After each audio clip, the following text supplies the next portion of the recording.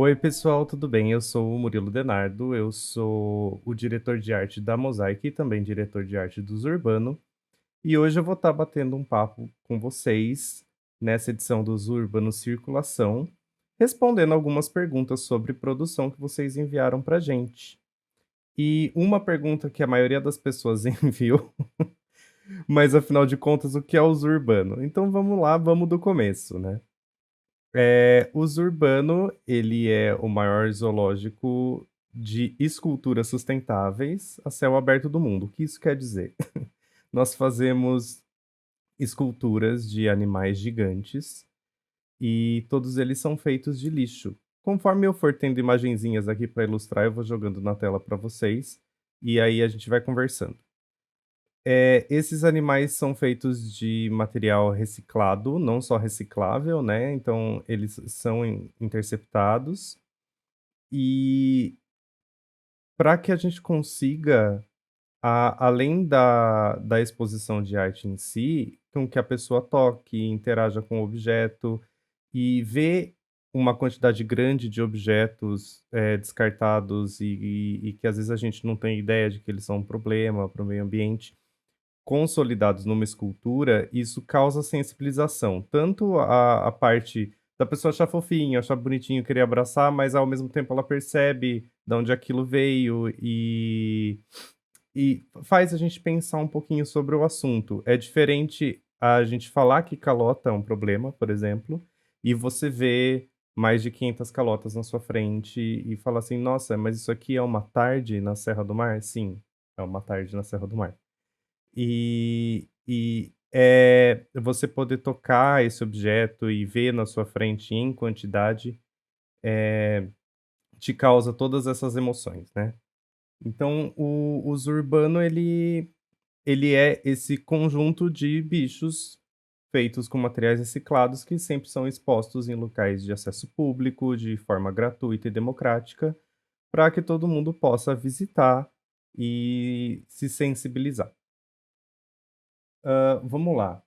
O Caio perguntou de onde veio a ideia do Zurbano. O Zurbano, a concepção inicial dele foi feita pelo Bel Borba, junto com a sua equipe. Houve uma grande ação, de Natal em Salvador, que é onde ele fica, e fizeram uma árvore de Natal muito, muito grande com garrafas PET. E quando acabou a ação, eh foi perguntado, né, a organização que fez a ação, e agora onde a gente destina essas pets, e não havia destino. E aí ele começou a enrolar blocos de garrafa PET com fita, fazer vários blocos como se fosse construir igual brinquedo, né, igual Lego, Playmobil, essas coisas. Falou: "Vamos fazer alguma coisa, vamos fazer alguma coisa", e eles estavam pensando em fazer várias coisas, várias que tipo de escultura seria, se ia ser um bicho, se ia ser um algo que fosse uma alusão a alguma coisa humanoide ou uma casa, não sei. E os meninos que estavam por ali da comunidade local falou assim: "Tio, faz um cachorro". Aí o Bel juntou com a equipe dele e fez o garrafão, que tá em Salvador até hoje. E oi filho, você quer participar da live? Vem aqui. Invasão na live. Aí, nessa equipe já estava o Bert Sun, que participou ali como curador da primeira edição dos Urbano, e a Sueli, que é da Mosaic. E surgiu a ideia de por que não fazer um zoológico inteiro. Em 2016 nós conseguimos fazer, o primeira edição dos Urbano. E foi quando a gente começou a coletar esse tipo de material e pensar em como transformar isso numa coisa muito além do cachorro, né, e da pet, mas sim de todos os tipos de descarte que a gente conseguisse fazer. Então a ideia do Zurbano veio daí, veio da cabeça do Bel Borba e depois da equipe da Mosaic, e pensando muito sobre o assunto, em como transformar isso numa ação efetivamente, artística e social.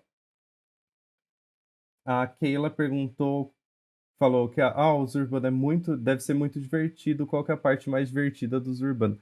Eh, os Urbano, eu não sei se eu sei elencar a parte mais divertida, tudo nos Urbano é muito divertido.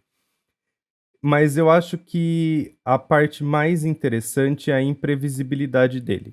Por quê? Porque, ah, muitas vezes o artista ele quer trabalhar com um material, e não necessariamente esse material vai a gente vai achar ele descartado nas quantidades que a gente precisa. Às vezes o material ele não é tão fácil de ser trabalhado. Às vezes, muitos materiais, por exemplo, você não pode trabalhar com certas técnicas. Então foi o caso, por exemplo, do Salem, que participou do Outros Urbano.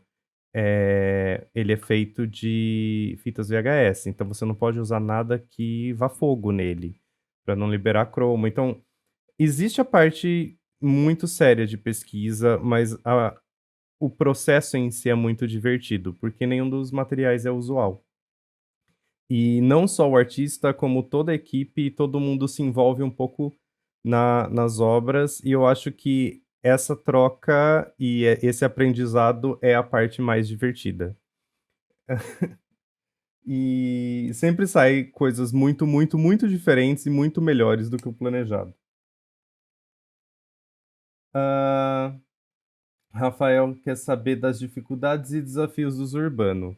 Ainda bem que você colocou no plural, viu, Rafael? Porque são várias e é uma sucessão delas, de dificuldades e de desafios. Tudo junto, né? Depende da região em que o urbano vai.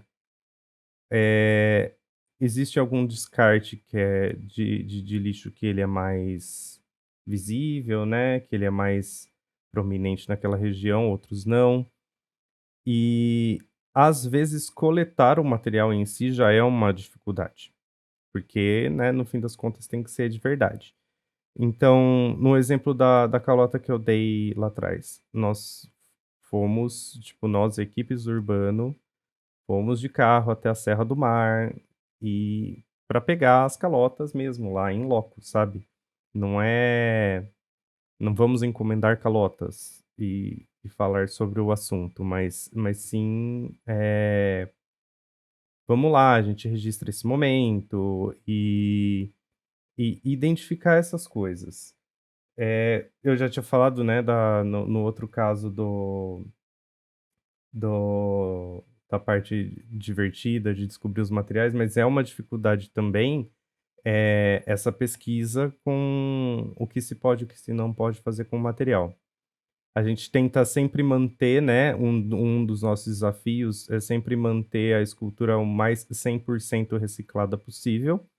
Depende do material, às vezes, por conta de segurança e do tamanho da escultura, a gente tem que usar uma estrutura central ali de ferro e vergalhão, que nem sempre ela pode ser, 100% de descarte, às vezes tem uma outra peça que a gente tem que fazer para a escultura ter segurança, né. E outro desafio, que não é exatamente uma dificuldade, mas é um desafio, é é um desafio pessoal do artista. Eh eu acho que a gente pode afirmar que absolutamente nenhum artista está 100% preparado para os urbanos. Nem quem já fez mais de uma edição, porque não são materiais usuais, e nem técnicas, nem tamanhos usuais. Então, existe um processo em que o artista tem que estar super aberto para aprender, e e é real isso, ninguém está preparado. Então é um desafio, lidar com isso e aprender, e a gente tem prazos e tals para que a coisa seja feita. Então, eu acho que o primeiro desafio aí é achar o material da maneira correta, coletar ele, aprender a lidar com ele, pesquisar o que pode ser feito com ele e, de fato, depois aplicar. Eu acho que tudo aí gira em torno do material. O outro desafio, são coisas mais burocráticas, que, né, licenciamento, transporte, às vezes é muito delicado, e aí a escultura normalmente é gigante, e aí tem que picotar ela em vários pedaços, é uma coisa mais de produção.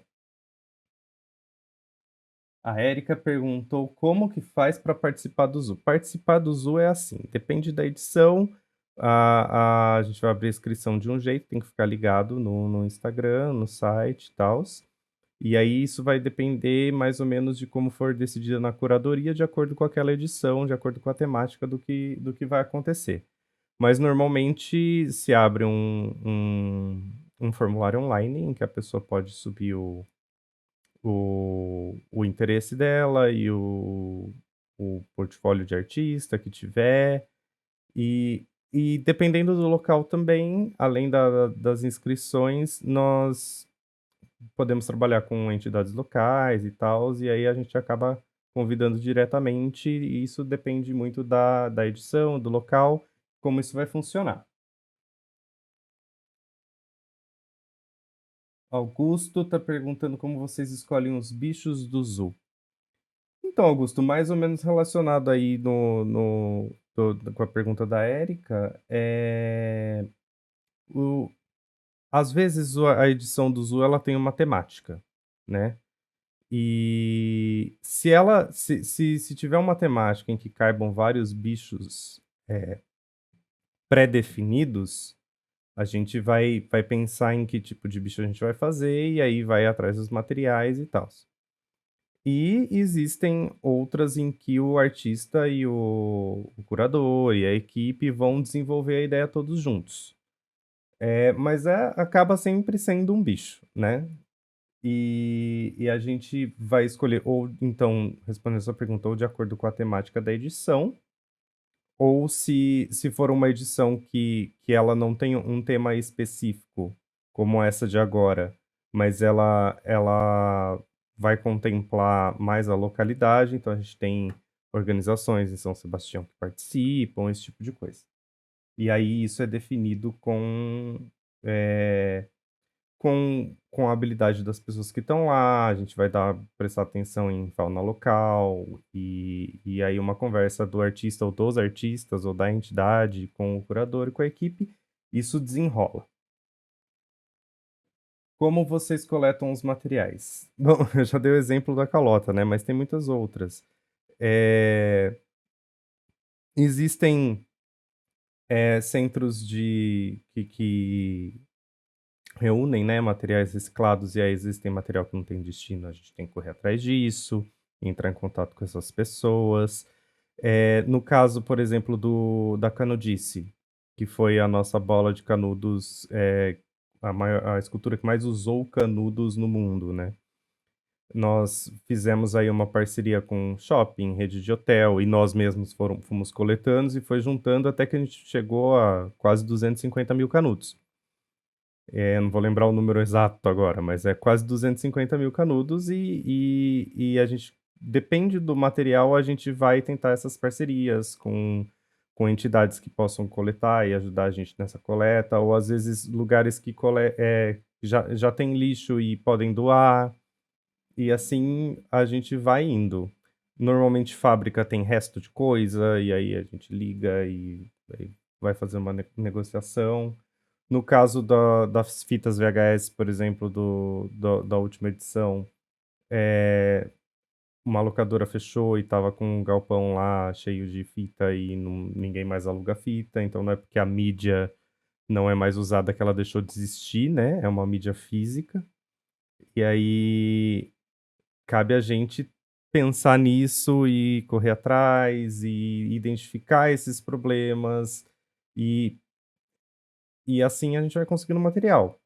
Às vezes, conforme a gente consegue material, porque alguém sabe de alguma coisa e liga e tal, isso acaba ditando o que vai ser o bicho. Às vezes o processo é reverso, né? Às vezes a gente tem o material antes do bicho, às vezes a gente tem a ideia do bicho antes do material.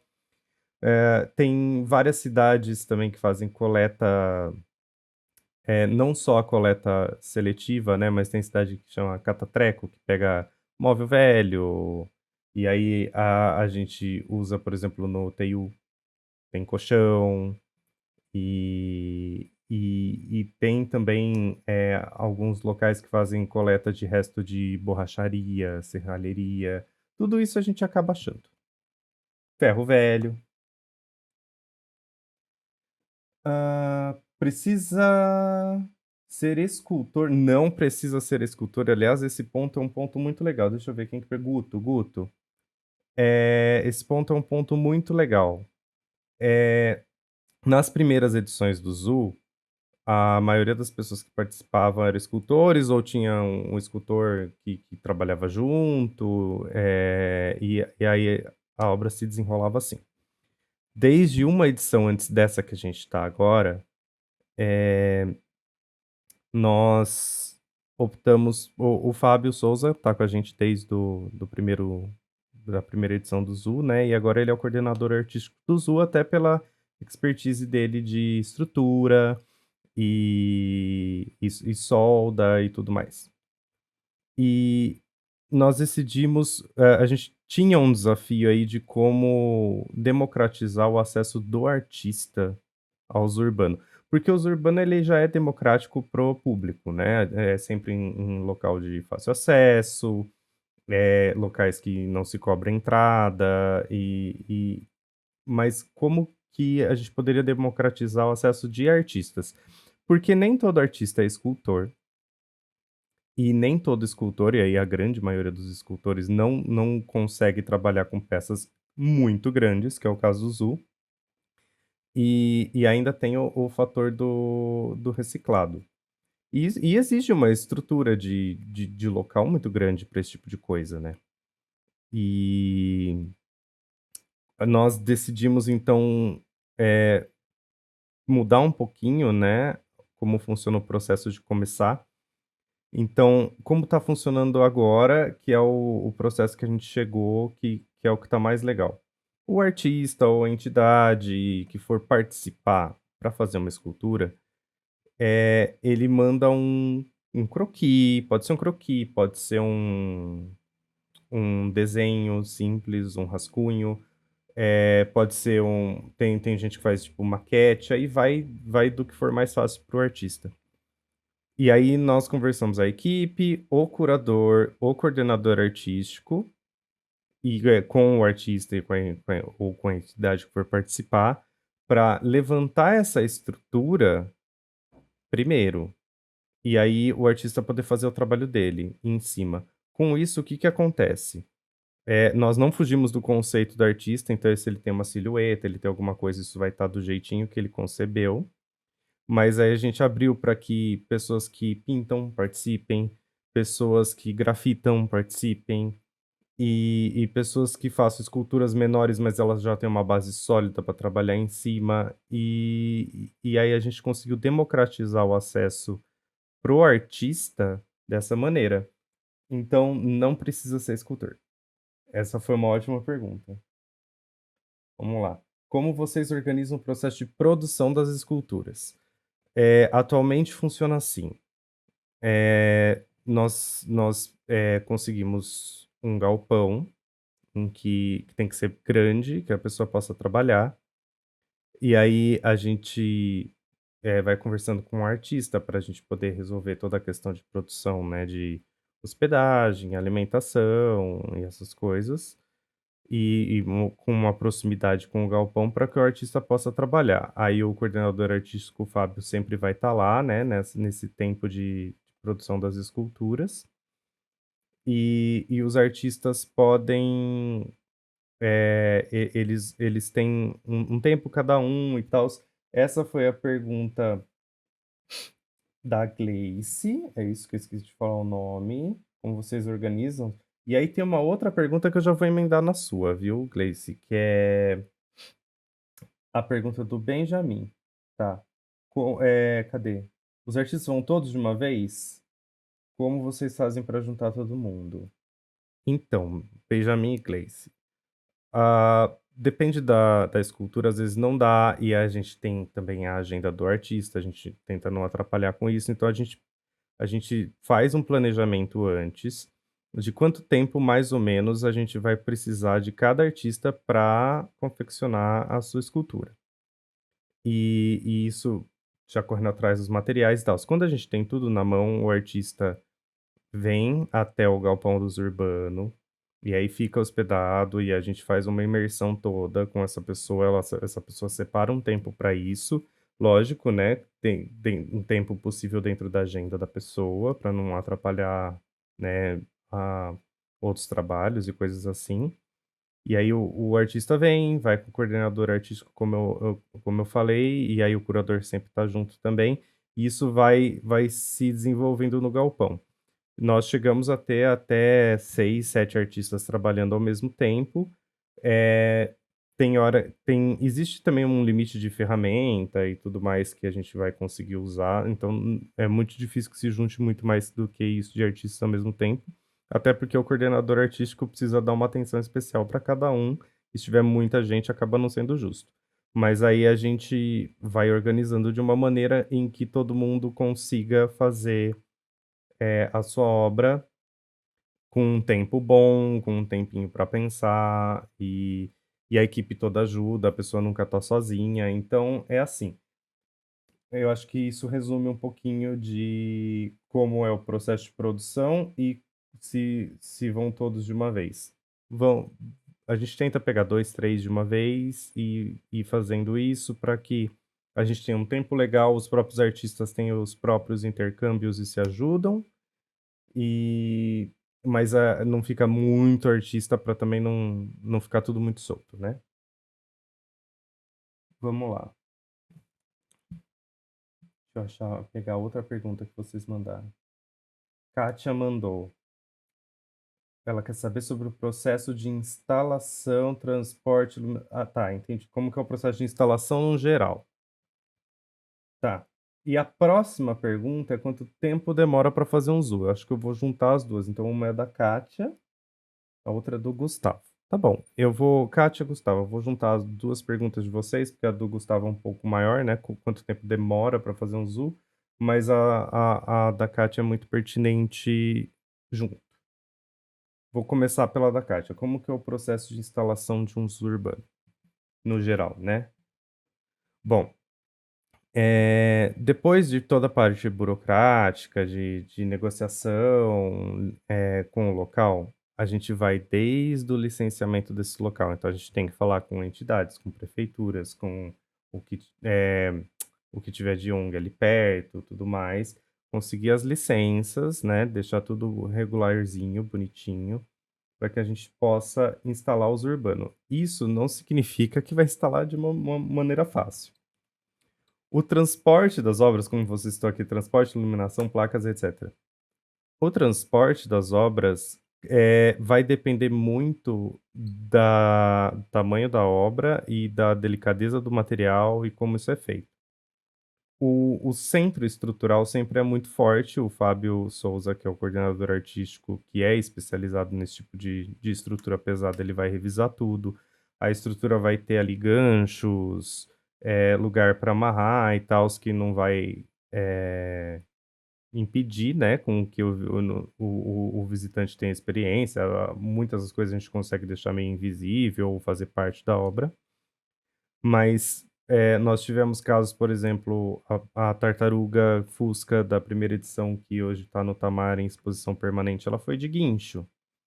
Às vezes a gente precisa de Munch, às vezes a gente precisa de caminhão-baú, porque é uma coisa que não pode tomar muito vento, e aí, talvez isso tenha que picar a peça, né, a escultura em algumas partes que se encaixam depois, e aí existe toda uma problemática aí do tipo de parafuso, ou se vai usar parafuso, como que é o encaixe e tals. A Catarina, que é uma arara azul, ela ela tem essa característica, né. Deixa eu dar uma olhada aqui se vem mais perguntinha, porque como nossa live tá se estendendo muito, eu não quero deixar de responder ninguém, senão eu vou fechar. Só um minutinho. Hã, aqui,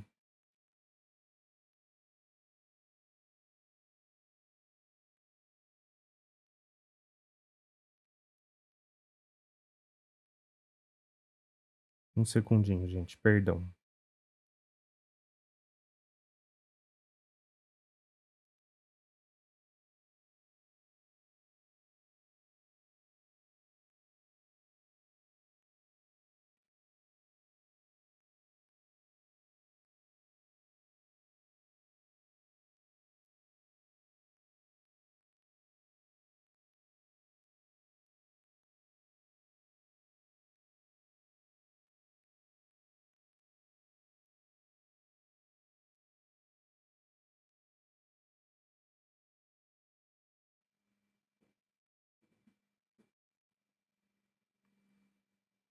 Não, legal. Ó, eu vou responder então essas 2 últimas perguntas e vou encerrar, tá? Porque veio muitas outras perguntas repetidas, então não vai fazer tanto sentido. Então, a arara, por exemplo, que está nessa edição de circulação, a Catarina, ela, ela já foi feita em cima de uma outra estrutura que era a base de uma outra escultura dos Urbano na edição de 2016, e a gente vai reciclando não só os materiais para as esculturas, mas as próprias bases de esculturas vão virando outras coisas, então a gente tem a mínima perda aí possível, né? E então a arara é um processo muito difícil de transporte, né? As asas abertas são muito grandes e as duas asas se destacam, ela se destaca do puleiro para que ela possa ser transportada. E então existe na parte do transporte tanto a adaptação da escultura quanto a escolha do meio de transporte correto, e normalmente são coisas muito grandes que vão levar. Iluminação, que é o que você colocou aqui também. Iluminação, depende muito de onde a gente está exibindo. Existem parques que têm a própria iluminação, mas nós já exibimos, por exemplo, no Centro de Recuperação de Animais Silvestres, no Parque Ecológico do Tietê, no qual não tinha uma iluminação muito grande na aonde a gente estava colocando as esculturas. E aí nós usamos bateria solar, que já fica integrada junto com a escultura, e para que a pessoa consiga ver, mesmo se tiver um dia com pouca iluminação ou no finzinho da tarde ali. Então a gente tenta resolver dessa maneira.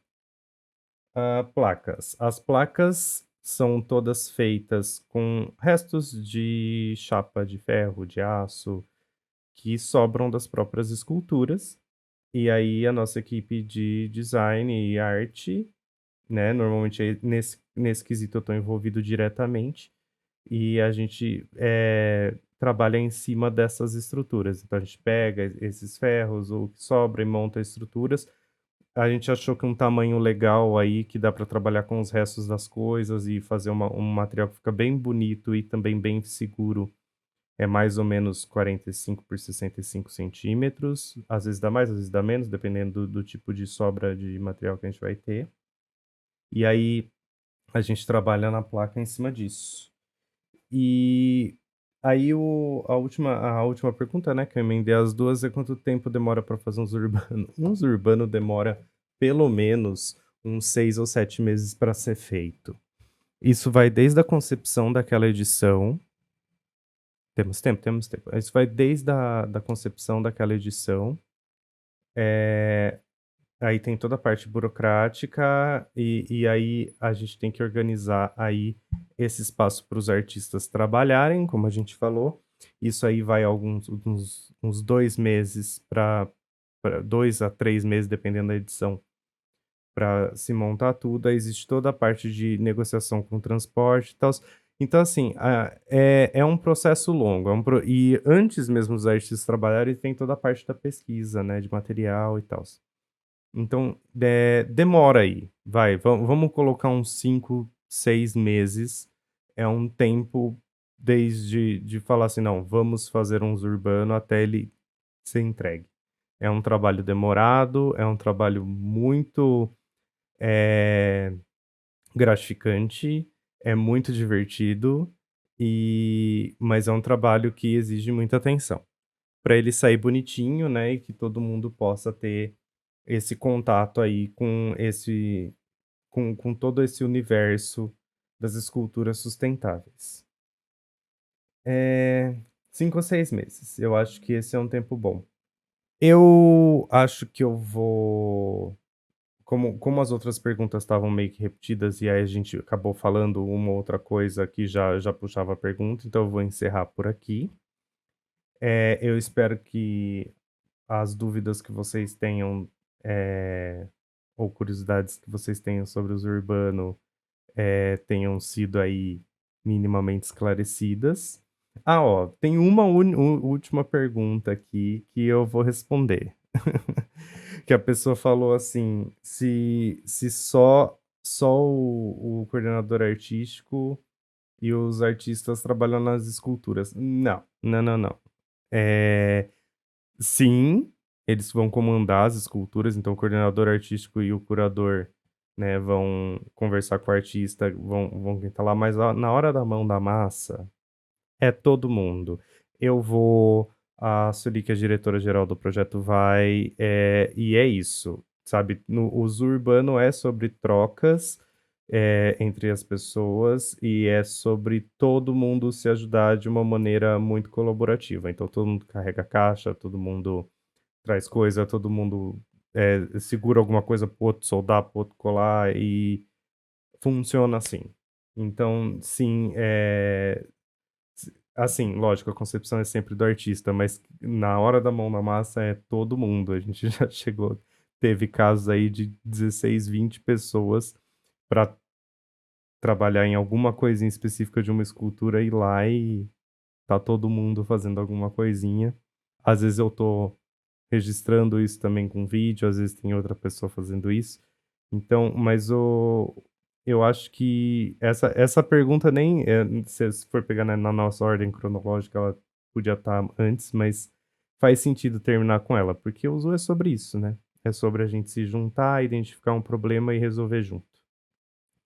Então tá bom, gente, é isso. Agora sim, encerrando, espero que vocês tenham gostado,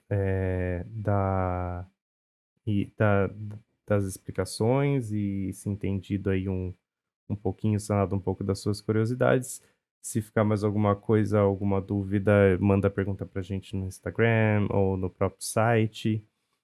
Todas as redes sociais dos Urbanos são Zurbano Oficial, então tanto o YouTube, quanto o Instagram, quanto o Facebook é Zurbano Oficial. E o site é zurbano.com.br. E foi um prazer conversar com vocês. A gente se vê então numa próxima live. Essa edição tem várias, né? É isso. Até mais.